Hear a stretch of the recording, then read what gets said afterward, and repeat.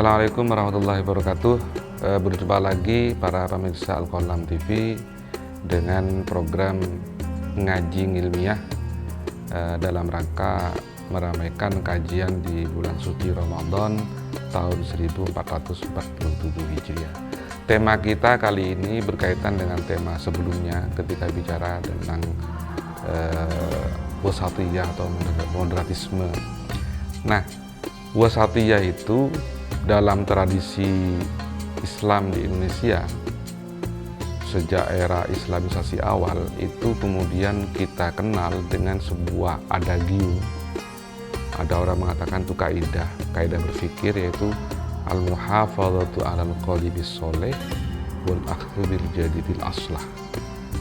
Menjaga hal yang lama, yang baik, yang relevan, kita mengambil hal yang baru yang lebih baik. Atau kalau diringkas, yang sisi kanan muhafadzah ini adalah konservasi, pelestarian. Kalau yang kutub yang kiri, ya al-akhdhu bil jadidil aslah, itu dinamisasi, menggerakkan, mengubah. Jadi hal-hal yang sifatnya tidak stabil. Kalau di sini sudah stabil, mutlak, absolut, dan lain-lain.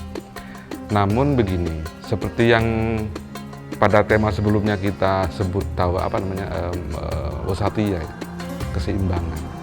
Maka dua kutub ini melalui al-muhafadzah dan al-akhdhu itu sama, prinsip juga keseimbangan prinsipnya. Jadi kita tidak konservasi melulu, kita juga tidak dinamisasi melulu. Karena kalau kita konservasi tanpa dinamisasi ini kaku, jumut. Tapi kalau kita dinamisasi tanpa kita berpatok pada hal-hal yang absolut, ini akan liar, akan susah dikendalikan. Maka keduanya memang harus sama seimbang. Dan mengapa ada dua kutub dan itu bisa seimbang? Karena kalau kutub yang konservasi, kita itu dalam tradisi keberagaman kita itu mementingkan yang namanya hierarki otoritas.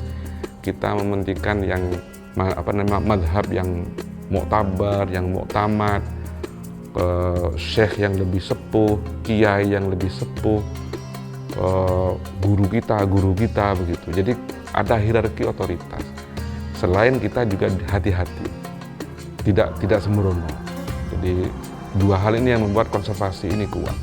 Tetapi di sisi yang lain kita juga melibatkan pertimbangan realitas sosial budaya dengan kemaslahatan yang dituju, sehingga ini harus dipertemukan dan lalu kemudian membentuklah semacam berbagai keputusan atau fatwa yang kadangkala harus berubah dari yang sebelumnya, harus sedikit berliku cara mengambil keputusan sehingga bisa relevan terus sesuai dengan konteks ruang dan waktu.